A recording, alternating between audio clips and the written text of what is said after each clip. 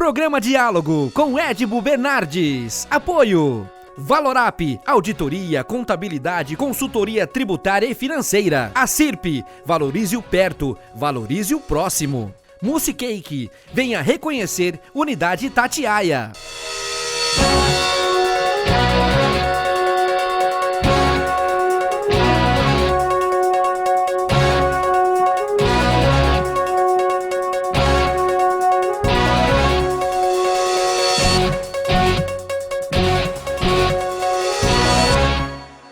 Olá, estamos iniciando mais um diálogo e um tema que eu quero tratar já faz algum tempo e eu não podia mais prorrogar, é falar sobre o Museu da Cana de Pontal. Olha, é uma obra de arte e que eu estou querendo fazer isso porque nós tivemos uma notícia ruim. Por favor, Bruno, coloca a Leila Eck, que é a gestora do museu, minha amiga, querida, antiga, e que é uma honra recebê-la. Mas, Leila, eu tinha comentado com você que eu não gravei o Museu da TAM e que eu fiquei chateadíssimo apesar de ter conhecido, não ter gravado. Eu falei, não que vá acontecer nada com o Museu da Cana, tomara que não, mas eu não podia perder. Eu falei, é agora ou eu mudo de nome. Então, muito obrigado pela força e pelo apoio que você vai dar para a gente. Edmo, eu que agradeço, estou muito honrada e feliz com essa oportunidade desse reencontro aí com você, né? Acho que a última vez que eu te vi foi num carnaval lá na Recreativa. Nossa Senhora! E acho que foi os últimos carnavais que eu passei aqui em Ribeirão. Mas é um prazer imenso, assim, te reencontrar e nesse momento, assim, também para falarmos um pouco aí do Museu da Cana, né? E a família inteira que me é muito querida. Ah, obrigada. Mas, Leila, eu queria dizer para você o seguinte, esse sonho de fazer esse museu com o finado Maurílio Biagi é antiquíssimo, vem de outros carnavais, já que você falou em carnaval, vem de outros carnavais. A gente tem a cana-de-açúcar como... É importante a gente dizer isso, porque a pessoa pode virar e falar assim, falamos do Museu do Avião, mas a cana-de-açúcar é muito, muito mais antiga que o avião, né? Ela se estabeleceu no Nordeste brasileiro, mais especificamente em Pernambuco. Já no descobrimento do Brasil, em 1500, já se descobriu a cana-de-açúcar. Quer dizer, não é uma cultura que veio para o Brasil, e sim que estava no Brasil. E, com o passar dos anos, se fortaleceu barbaridade na nossa região, e aí nós podemos falar um pouco dessa história do seu Maurílio com o Museu do Café, Museu da Cana. A cana-de-açúcar é o protagonista principal ali, né? Na nossa região. E o Museu da Cana, ele nasceu com esse objetivo, né? De abrigar, conservar e difundir a cultura da cana-de-açúcar no Brasil e, em específico, aqui na nossa região. Por meio da cana-de-açúcar que há o desenvolvimento econômico, né, o desenvolvimento social, o tecnológico, né, principalmente, e o científico, enfim, o arquitetônico. Então, é muito significativo, né? Não só para falar do açúcar e de outros derivados vindo da cana, a energia, né? A energia limpa, que é muito importante nesse momento, mas guardar a memória, né? Tanto do patrimônio material, como também das pessoas, né? O imaterial, a cultura desenvolvida a partir da cultura da cana. Né? Então, a gente enaltece demais esses aspectos e em 2020, por exemplo, a partir de 2020, a gente começou a executar um plano, um projeto que a gente já tinha na cabeça já há alguns anos, de cuidar, de musealizar também o patrimônio natural, que é a mata que envolve ali o Museu da Cana. É um resíduo de mata atlântica, né? Ali, na verdade, é uma transição de cerrado e atlântico. E E ali a gente começou também a trabalhar em cima do meio ambiente, né, com a educação ambiental. Então, eu acho assim, um espaço plural, eu acho que o seu Maurílio Biagi, que era um senhor, né, um personagem que via muito mais à frente do que as pessoas de um modo geral, ele era um visionário, e até hoje, quanto mais eu estudo ele, mais eu admiro, né, porque ele é visionário e muito vanguarda até hoje, até sobre esse aspecto de meio ambiente, né, de ter o cuidado de ter, né, nem que for alguns hectares, mas ali permanecer. Ele era um senhor autodidata, ele lia demais, a formação dele era contabilidade, mas ele tinha uma especialidade, um profundo conhecimento em química, por exemplo. Na minha opinião, ele era como é que chama? Que mexe com lavoura, um agrônomo, né, autônomo. Ele conhecia tudo sobre a terra. Na verdade, ele é quem implantou a cultura da cana-de-açúcar na região do Sertãozinho, que era um lugar tido como lugar de lagartos verdes, né, que ali não se plantava, não se dava nada, não ser cerrado e lagarto. Ele dizia assim, né, eu vi isso nas correspondências e alguns depoimentos dele, que ele acreditava que onde tinha terra era potencialmente valorizado, né, para a produção de qualquer lavoura, né? E com uma associação com a Exalc, eles começam a trabalhar junto, ele concede um espaço, né, uma área, uma terra, uma gleba de terra ali, para a Exalc utilizar como área experimental. E ali eles desenvolvem a tecnologia do adubo. O adubo que antes vinha, né, em grandes quantidades, para depois ser misturado e depois espalhado, começou a vir em grãos. Então, em um grão de adubo correspondia ao que eles tratavam antes em 1 metro quadrado, por exemplo. Então, ele vinha em um grão.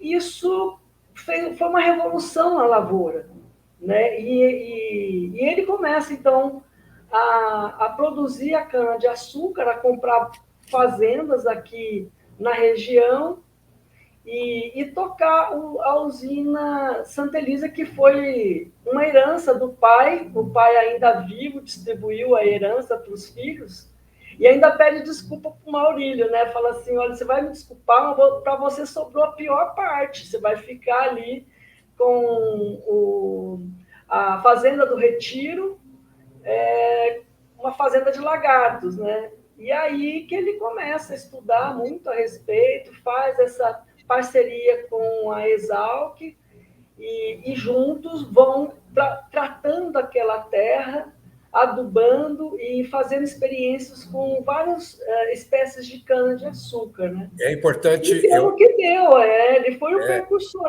Depois do Schmidt... É isso que eu ia falar.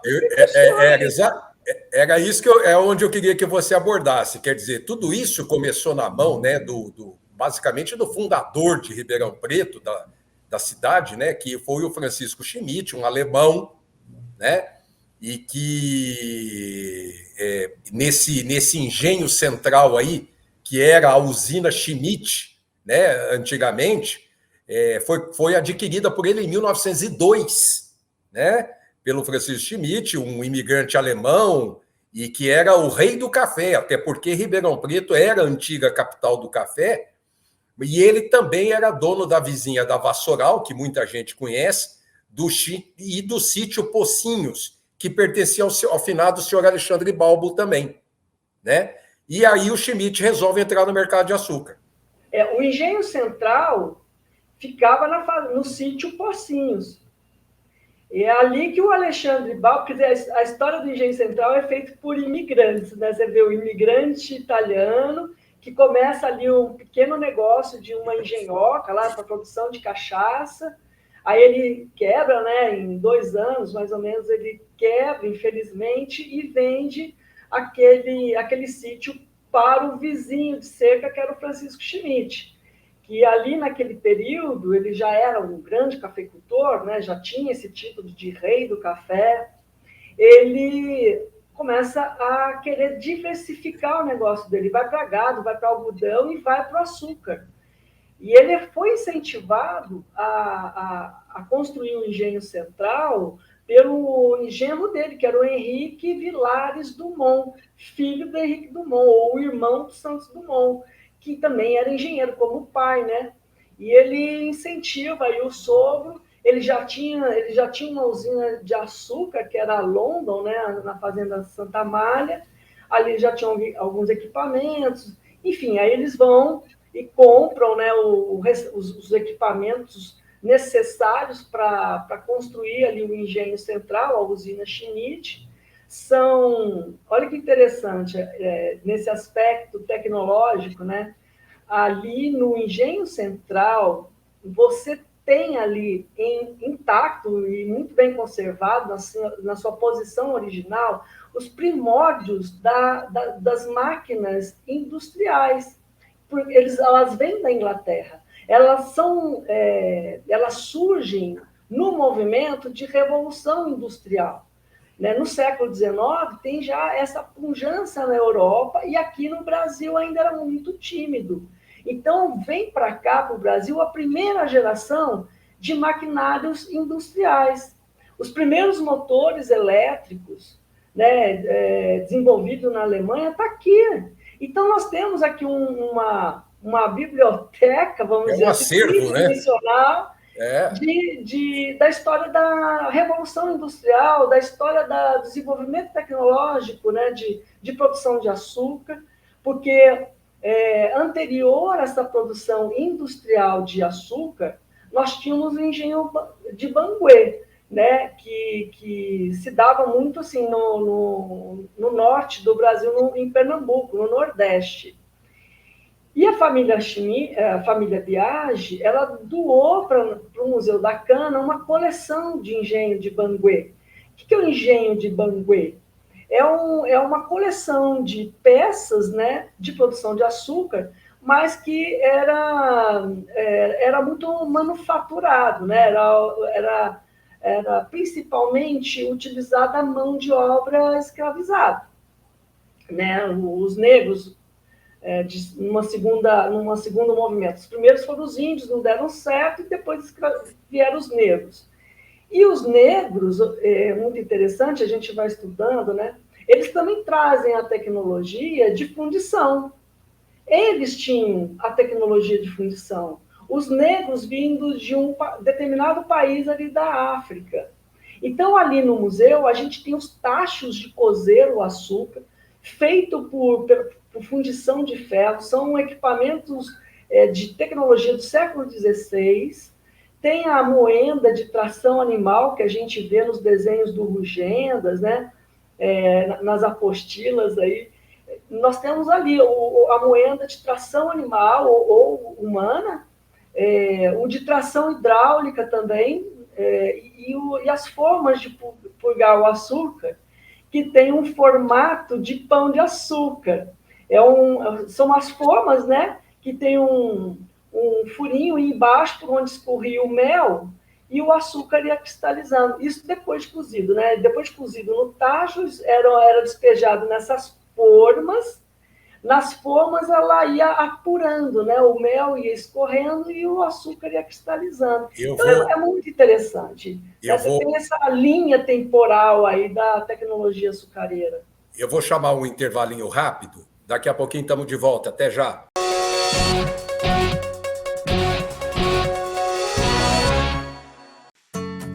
Hoje eu quero aquela brusqueta de pepperoni.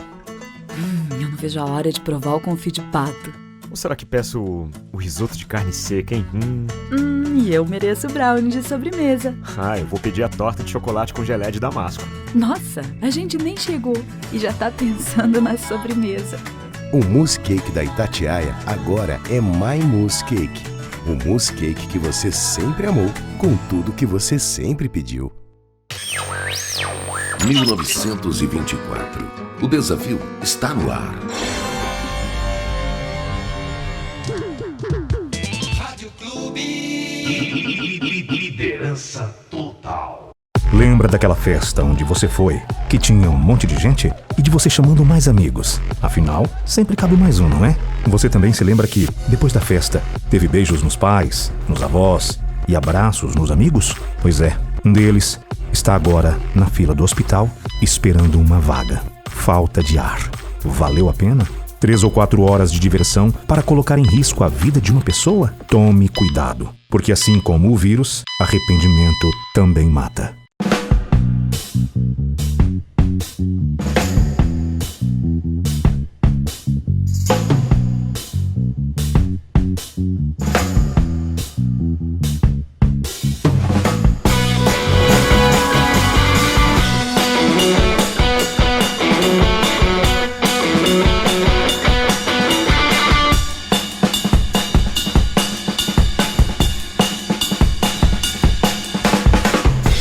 Voltamos a apresentar Diálogo, Apoio, Valorap, Acirp, Musicake.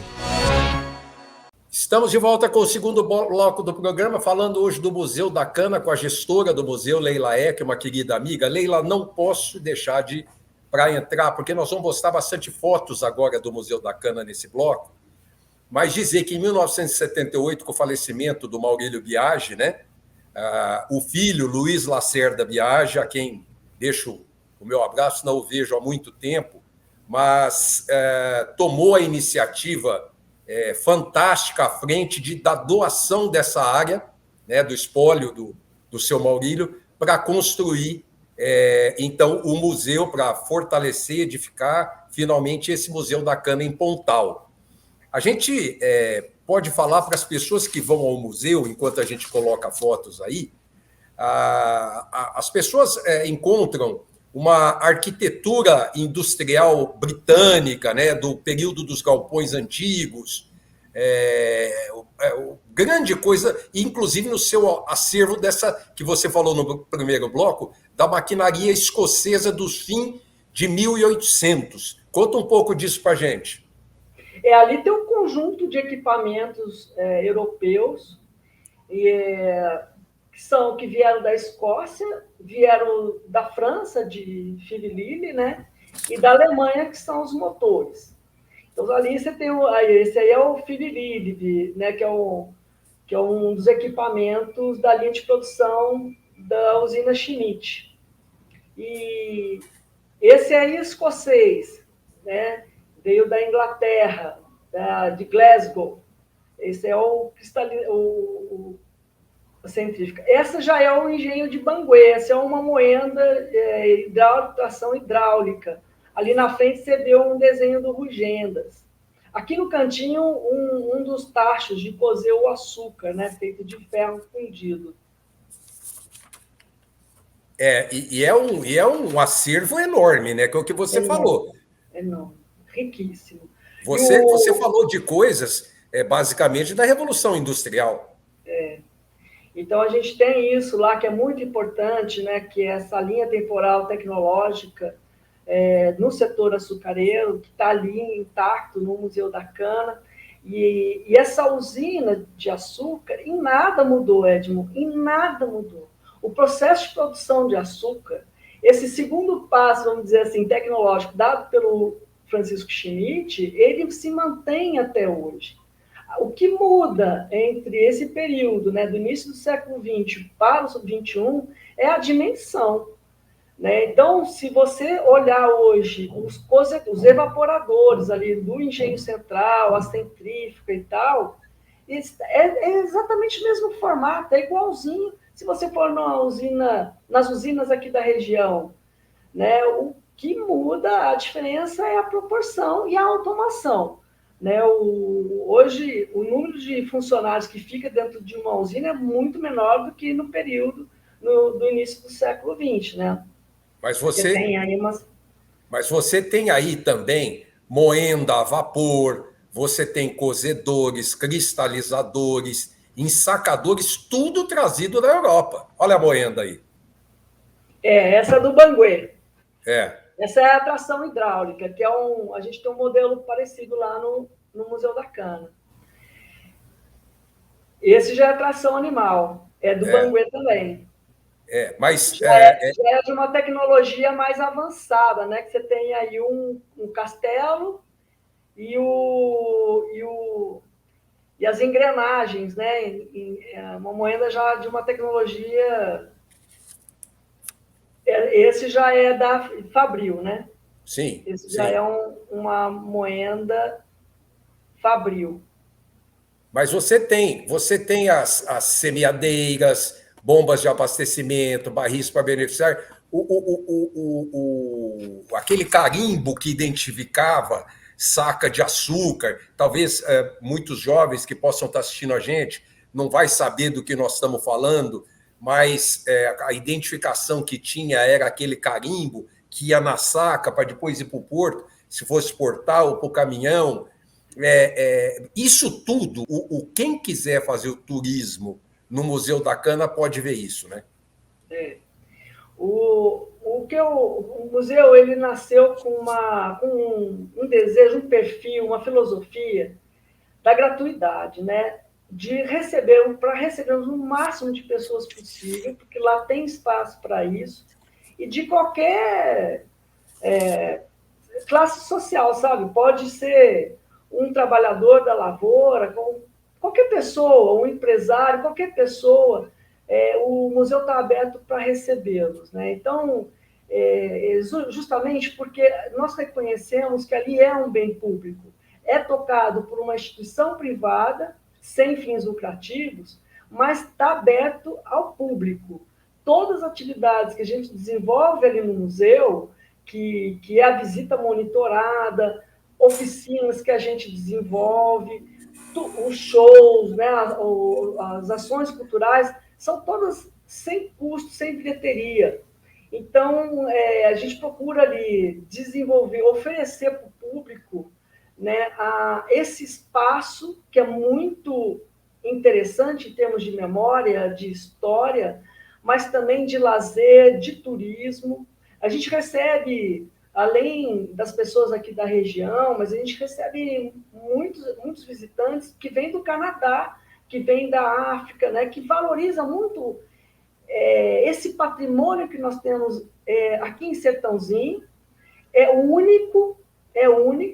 Eu ainda não conheci em nenhum lugar que eu já estive, na América e na Europa, uma instituição que preserva de maneira tão completa e original uma memória, uma história, um patrimônio voltado para a cultura açucareira. E que as pessoas também é importante saber, Leila, que a própria família Biagi, a própria família, não só doou toda a área e o acervo do local, mas eles também foram buscar produtos no Nordeste do país do século XVI, gente, do centenário de fundação do Brasil, dos anos 1500, né? Eles foram pegar objetos de engenhos daquela época que estão aí no Museu da Cana. É riquíssimo, né, o acervo. É riquíssimo. Eu acho que, em termos de coleção de engenho de Banguê, que foi o primeiro sistema de produção de açúcar no Brasil, trazido pelos portugueses, no período de Brasil colônia, né, nós temos uma coleção completa. Eu não sei se há algum outro museu, acho que nem o meu Museu Afro não tem uma coleção. Não estou querendo vangloriar, não, mas é para as pessoas saberem a importância do museu que a gente tem na nossa região, que é nosso. É um patrimônio da sociedade, né? E que é tocada por nós, mas é um patrimônio da sociedade. E é importante também colocar, Edmo, que o Museu da Cana, a manutenção dele, o funcionamento dele é graças à Lei Rouanet, que é um programa de cultura do governo, né, que promove a cultura e o acesso a todas as pessoas nesse espaço. E esse recurso ele vem de captação, né, do lucro real das empresas, que podem destinar 4% do lucro que ela teve para qualquer projeto cultural aprovado pelo governo, pelo secretário especial de cultura, você tendo essa aprovação e publicado em diário oficial, você passa a captar esse recurso que é imposto, e por isso a gente reconhece essa contrapartida sem custo para os visitantes, né? E o nosso público principal, o público principal do museu, são as escolas. É o que a gente mais recebe lá no Museu da Cana. As escolas do ensino fundamental médio e o fundamental, tem os 2 fundamentais, mas é o ensino fundamental que a gente recebe lá, e universitários, né? Os universitários vão lá mais para pesquisa científica, né? Para deslumbra aquele espaço, né? Tem um impacto, assim, mas a maioria para fazer pesquisa científica daquele lugar. O relógio ainda está no alto da torre? O relógio da época, Leila? Não, a gente retirou, ele está sendo muito bem conservado, né? Ele vai passar por uma restauração, mas aonde ele ficava, ele sofreu demais. Né? É um relógio que foi manufaturado na oficina ali da usina Schmidt e que sofreu demais com as intempéries, né? Então, ele está sendo restaurado e vai ser colocado à disposição para o público, né? Mas como vitrine, não vai ficar mais no telhado, não. Aí são umas vistas, né? Da primeira fase de restauração do edifício. Começou pelos telhados, aí a retirada da torre que sustentava o relógio.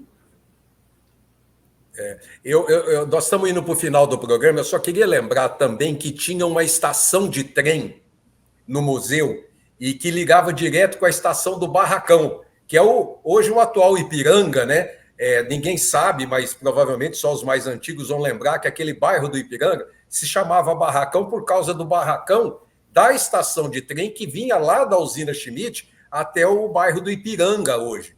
E a antiga operadora, a estação mogiana, que operou até 1971. Eu queria, primeiro agradecer a Leila, segundo convidar todo mundo. Gente, escolas, pessoas que vai em Pontal, pega o telefone, liga lá, agenda, vai ver os horários de funcionamento. Vale a pena porque é uma riqueza de material e hoje, inclusive, sinônimo da produção agrícola da nossa região. Leila, muito, muito, muito, muito obrigado, viu? E parabéns pelo trabalho aí à frente do Museu da Cana. Muito obrigado, um grande abraço carinhoso para vocês, para todos que nos escutaram. Estão todos convidados a conhecer o Museu da Cana. O que tem que levar? Protetor solar, uma cadeirinha, bicicleta, brinquedo para as crianças e as crianças para se divertirem ali nos espaços do Museu da Cana. Obrigado, Leila. Gente, até a semana que vem. Um abraço. Programa Diálogo com Edibo Bernardes. Apoio Valorap, auditoria, contabilidade, consultoria tributária e financeira. A CIRP, valorize o perto, valorize o próximo. Musicake, venha reconhecer Unidade Itatiaia.